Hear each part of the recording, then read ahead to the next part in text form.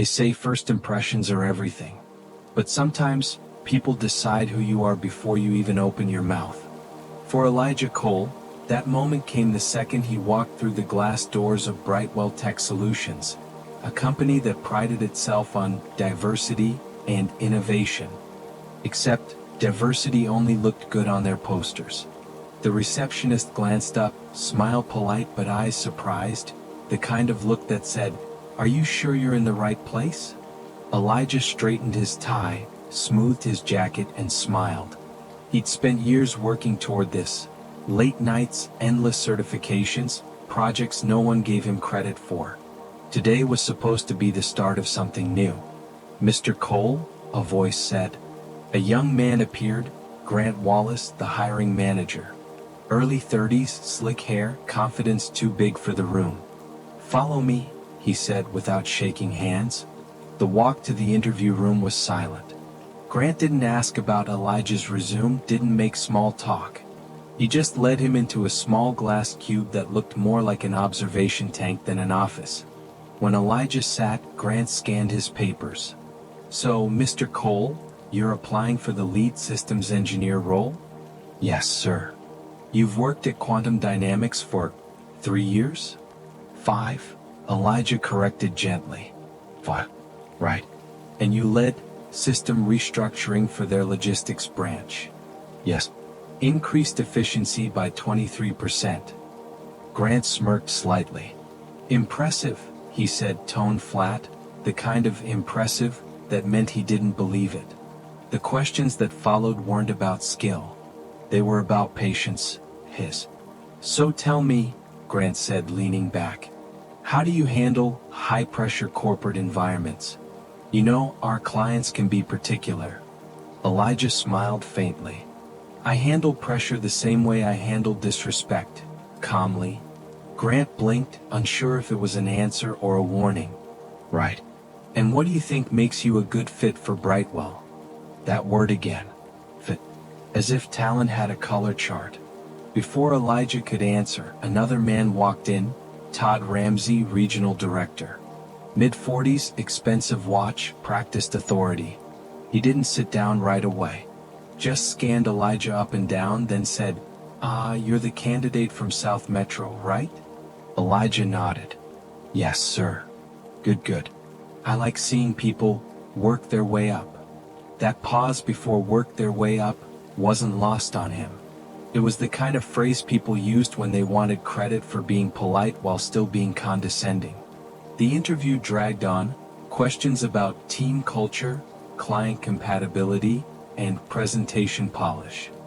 But nothing about his actual skill set. When it ended, Todd shook his hand with that fake corporate smile. "Well, we'll be in touch." 2 days later the email came. "Dear Mr. Cole, while your qualifications are impressive, we've decided to move forward with another candidate whose profile better aligns with our company's culture."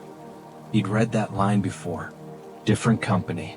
Same translation, "You don't look like who we pictured in this position."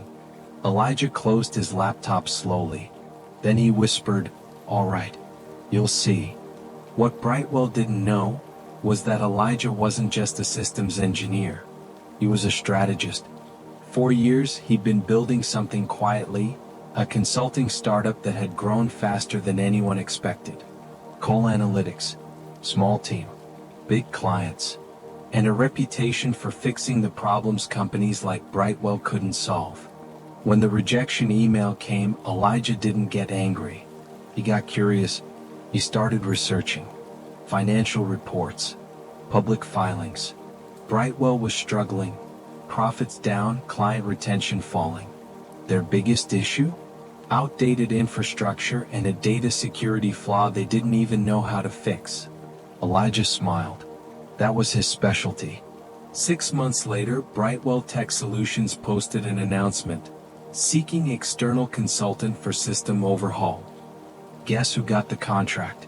Elijah walked back into the same building. Same glass walls. Same receptionist. Only this time she stood when he entered. "Mr. Cole? The conference room's ready for you." Inside sat the same 2 men, Grant and Todd. Both looked confused when he walked in wearing a tailored suit. "Good morning," Elijah said smoothly. "Brightwell Tech, meet your new consultant team." Grant blinked. "You're leading this project?"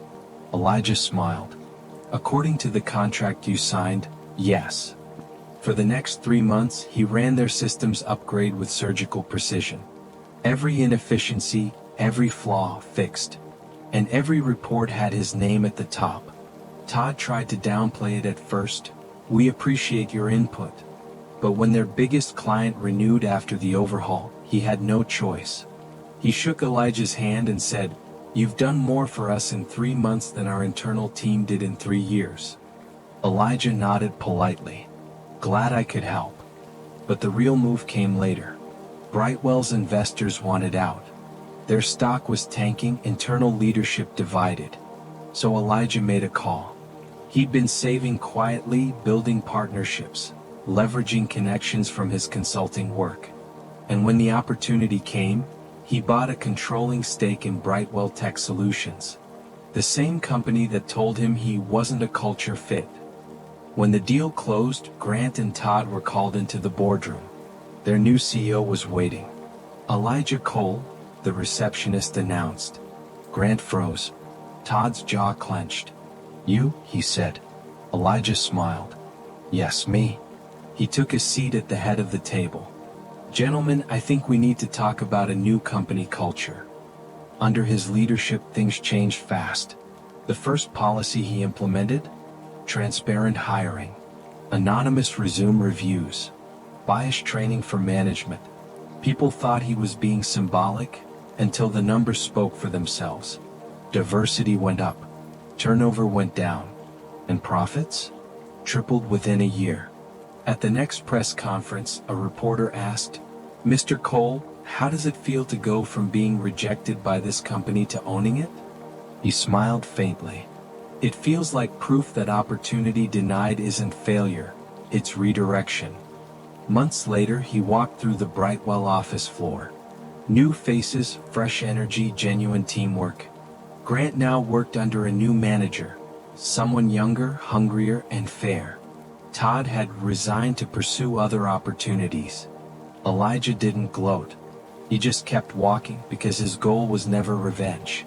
It was balance. Later that night, he sat in his office, city lights glowing through the window. He opened a drawer and pulled out that old rejection email. He read it once more, then smiled and hit delete.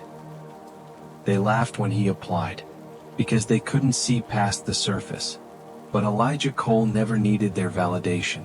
He just needed the chance to prove what grace looks like when it wears resilience. Sometimes the world underestimates you, until it has no choice but to notice. He didn't win by shouting. He didn't win by fighting back. He won by outgrowing the box they built for him. Because true power isn't loud. It's quiet.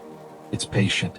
It builds, until one day it owns the room it was once denied entry to. Elijah leaned back, lights dimming across the skyline, whispering softly, "They told me I wasn't a fit. Turns out I was the foundation."